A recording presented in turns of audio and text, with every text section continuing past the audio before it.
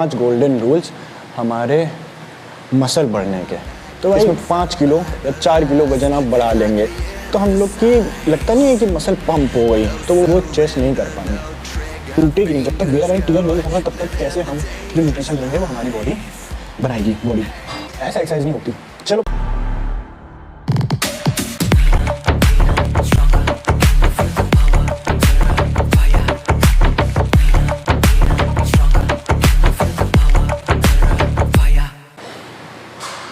तो भाई लोग, आज हम लोग बात करने वाले हैं 5 गोल्डन रूल्स हमारे मसल बढ़ने के। तो भाई बात ये आती है कि सब लोग बताते हैं न्यूट्रिशन से हमारी बॉडी बनेगी, हमारी बॉडी स्लीप से, अगर स्लीप अच्छी होगी तो सब कुछ होगा, और बहुत चीज़ें बताते हैं। तो हम लोग बात करने वाले हैं, जो मेन बात करेंगे वो होंगे हम लोग मसल को कैसे तोड़ें जब तक टूटेगी नहीं, जब तक वेयर एंड टियर नहीं होगा तब तक कैसे हम जो न्यूट्रिशन लेंगे वो हमारी बॉडी बनाएगी बॉडी। तो भाई बात करते हैं, जो हम लोग पहला नंबर हम लोग समझते हैं हाइपरट्रॉफी। हाइपरट्रॉफी होता क्या है? हाइपरट्रॉफी से हमारे पहली बात तो हाइपरट्रॉफी में 2 तरीके की होती है, सार्कोप्लाज्मिक और मायोफिब्रिल। तो बेसिकली हाइपरट्रॉफी का मतलब क्या होता है? हाइपरट्रॉफी का सीधा मतलब होता है कि सेल का साइज़ के बढ़ने को हम लोग हाइपरट्रॉफी कहते हैं। जैसे हम लोग ने अभी एक एक्सरसाइज करी तो हम लोग की लगता नहीं है कि मसल पंप हो गई, तो वो भाई हमारी हाइपरट्रॉफी हुई। तो बेसिकली इसकी जो रेप रेंज होती है वो होती है 8 से 12 रेप। हमारी ऐसा वेट जो हमारा 8 से 12 ही रेप निकले, ऐसा नहीं होना चाहिए हम लोग 5 किलो से मार रहे हैं वो भी 12 रेप निकाल रहा है, और जो हम लोग 10 किलो से मार रहे हैं वो भी 12 रेप निकाल रहा है। तो ये नहीं होना चाहिए। और दूसरी बात, इंटेंसिटी इसमें कितनी होनी चाहिए। मतलब हम लोग जो 20 किलो से मान ली बेंच प्रेस कर रहे हैं, हम लोग ने 20 किलो से 12 रेप निकाल दिए और 100 किलो से भी 12 रेप निकाल दिए, तो उसमें इंटेंसिटी कैसी होनी चाहिए? तो बात ये आएगी ना कि आपने जो 100 किलो से 1 रेप निकाला वो हमारी हुई 100% इंटेंसिटी, और वही हम लोग ने उसकी मतलब जो हाइपरट्रॉफी में हम लोग करेंगे तो 75% 75% हमारी इंटेंसिटी होनी चाहिए। ठीक है, मान लीजिए हमने 100 किलो से 1 रेप निकाला तो हमारी 75 kg हम लोग अगर लेंगे तो हम लोग के 8 से 12 रेप निकलने चाहिए, तो उसको कहेंगे हम लोग 75% इंटेंसिटी। ठीक है, और हम लोग का ना टाइम ड्यूरेशन कितना होना चाहिए कि मतलब एक सेट के बाद दूसरा सेट कब लगाना चाहिए। तो भाई देखो, सीधा सा फंडा है, हमारी जब ब्रीदिंग नॉर्मल हो जाए तब दूसरा सेट लगाना चाहिए। जैसे कुछ लोगों की ब्रीदिंग 30 सेकेंड में हो जाती है, तो किसी में 60 सेकेंड, किसी में 90 सेकेंड।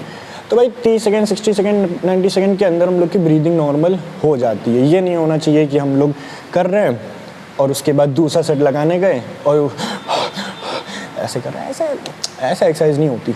चलो, पहला तो हो गया हमारा हाइपरट्रॉफी। अब हम लोग दूसरी बात करते हैं, हमारी मसल कैसे टूटेगी। टेम्पो। तो भाई टेम्पो क्या होता है? टेम्पो मतलब हम एक रेप कितनी देर में कर रहे हैं।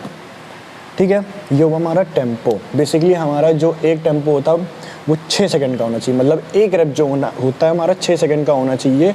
मान लीजिए 1 2 3 4 5 6 ऐसे करके हमारा 6 सेकंड का एक रेप होना चाहिए।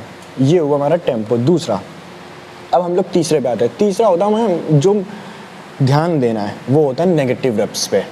तो भाई हम लोग कंसेंट्रिक, ई कंसेंट्रिक क्या होता है? कंसेंट्रिक मतलब हमारा जो लेंथ होती है मसल की साइज़ की, वो जिस एक्सरसाइज में छोटी हो उसको करते वक्त छोटी हो उसको हम लोग कंसेंट्रिक कहेंगे, और जब वो उसकी लेंथ बड़ी हो तो उसको ई कंसेंट्रिक कहेंगे। तो भाई हम लोग जब कंसेंट्रिक करते हैं तब तो ध्यान देते हैं, लेकिन जब नीचे ले आते हैं तो ध्यान नहीं देते हैं। तो ये नेगेटिव रेप सबसे ज़्यादा इम्पैक्ट डालता है। तो हम लोग को ना नेगेटिव रेप पे भी ध्यान देना चाहिए। हम लोग ने लाए तो, लेकिन लेके ऐसे करते हैं, तो ये नहीं करना है। ठीक है, समझ गया। अब जो हमारा चौथा पॉइंट होता है वो होता है हमारा आइसोमेट्रिक। तो भाई आइसोमेट्रिक क्या होता है? आइसोमेट्रिक का मतलब होता है हमने कंसेंट्रिक किया, ई कंसेंट्रिक किया। आइसोमेट्रिक का मतलब जब हम लोग लाए वहीं पे रुक जाएं, मतलब हमारी मसल की लेंथ की साइज़ चेंज नहीं हो, हम लोग का जो मसल का साइज़ है, मसल की लेंथ है वही रहेगी आइसोमेट्रिक में, लेकिन इम्पैक्ट पड़ेगा। तो भाई जब हम लोग ने मान लीजिए बाइसेप कर्ल करी ना, ये 3 रेप ऐसे करें और एक जगह रोक दो, इसको कहेंगे आइसोमेट्रिक।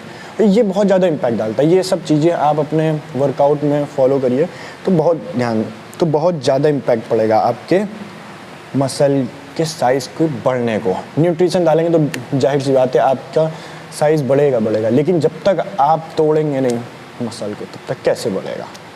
अब जब सबसे आखिरी पॉइंट आता है वो जो हमारे मसल के साइज़ बढ़ने को, वो होता है हमारा स्ट्रेचिंग। सबसे इम्पॉर्टेंट है स्ट्रेचिंग।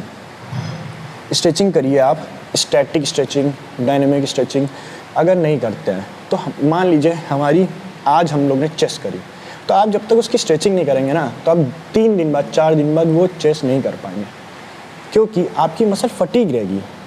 मतलब जब तक मसल हमारी फटीग है ना तो आप एक्सरसाइज कर ही नहीं पाएंगे, सीधी सी बात है। मतलब आपने 100 किलो मार दिया लेकिन 3 दिन बाद आप 100 किलो नहीं मार पाएंगे, लेकिन वही स्ट्रेचिंग करेंगे तो हो सकता है मार पाएँ, क्योंकि आपकी जो स्ट्रेचिंग आपने करी है उससे जो रिकवरी जो है हमारी फास्ट हो जाती है। स्ट्रेचिंग से मसल की रिकवरी बेसिकली फास्ट हो जाती है। तब हम लोग जैसे एक हफ्ते में 2 बार 3 बार ट्रेन कर सकते हैं। और हम यहाँ पे सिर्फ नेचुरल आदमी की बात कर रहे हैं, इनहेंस की बात नहीं कर रहे हैं। तो भाई मेन ये 5 चीज़ें थी, हमें ये बात बतानी थी आपको। अब आप इसको 1 महीने करके देखिए, इसमें और अच्छा खासा मसल भी बढ़ा लेंगे। तो ये सब चीज़ें आप डेली रूटीन में फॉलो करिए, रोज़ करिए, और बाकी न्यूट्रिशन अच्छा लीजिए। और बाकी हम लोग अब रेगुलर आएंगे, हर हफ्ते आएंगे।